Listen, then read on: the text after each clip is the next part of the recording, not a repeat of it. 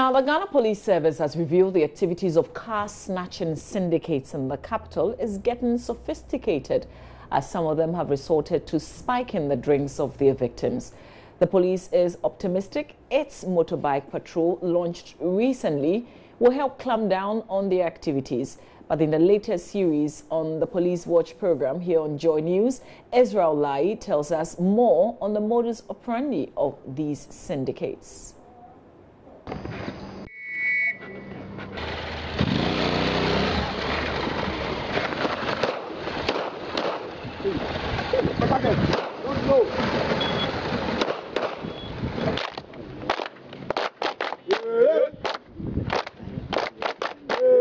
The Ghana Police also announced that it is breaking up a major car snatching syndicate operating across the country. Arrests have been made and 31 vehicles, mostly Toyota four-wheel drives, have been recovered from 72 cars reported missing and likely to have been stolen by this gang, some of whom have appeared in court, whilst investigations continue to effect more arrests. These are some of the cars we've been able to retrieve from these robbers, and most of the cars are Toyota vehicles, 4x4, and this is what they prefer to steal because to them it is already in the system. Where are these vehicles mostly stolen from?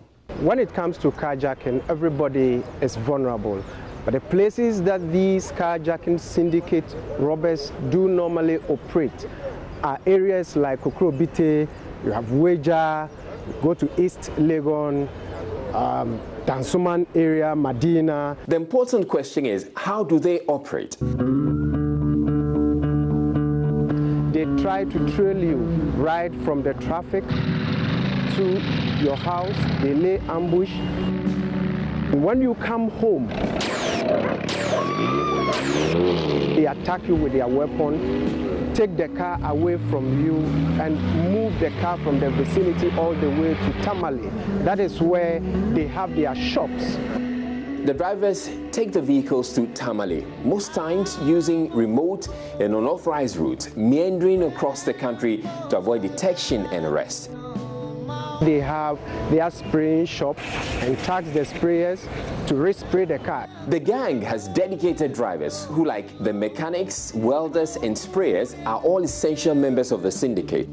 If the car is an already registered car, they also have their accomplices. They work things out, the modalities out, and then change the number plate of the car, the roadworthy of the car. And if the car is also already unregistered, then they go ahead, register the car, and then resold these cars into the market.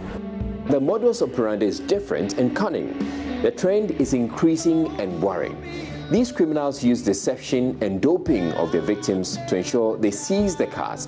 They'll go to bar stations or taxi ranks and pretend to be interested in hiring a vehicle. If you agree to rent out your vehicle, they would request that you drive to Accra Mall, where they intend to pick up somebody for the trip. Mr. Ike Abaka, Chief Superintendent, District Commander, Airport, picks up the story about these criminals. These criminals go to the taxi ranks and then trotro stations, pretending they want to hire the services of a driver or a taxi cab. Then when they get him, they send him to Accra Mall.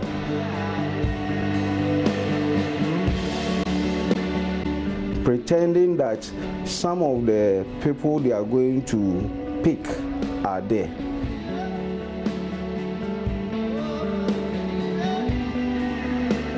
So he goes in, comes back with a juice and said, oh, the people are coming, so you just take this juice whilst we prepare. As soon as the driver and the mate take it, they go off, and then the vehicles are taken away.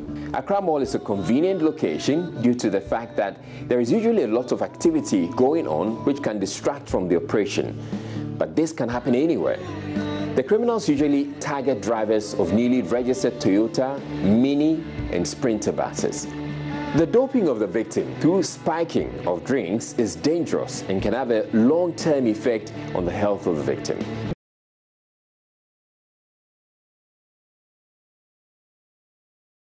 And even when they come to report the cases here, you can see they are still intoxicated. So I don't know the kind of substance they put in it. We went to talk to DCOP Afriye, chief pharmacist at the police hospital.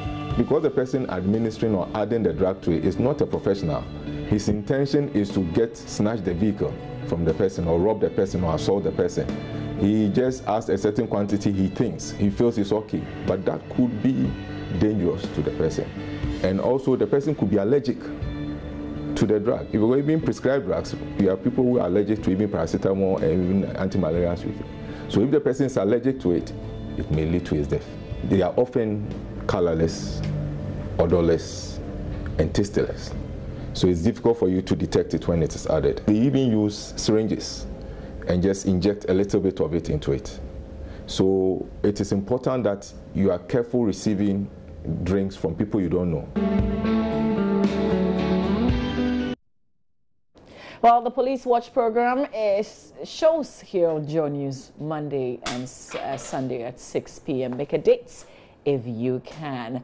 After this, Emmanuel Abuaje Riafe is on with some business here on News Desk. Stay with us.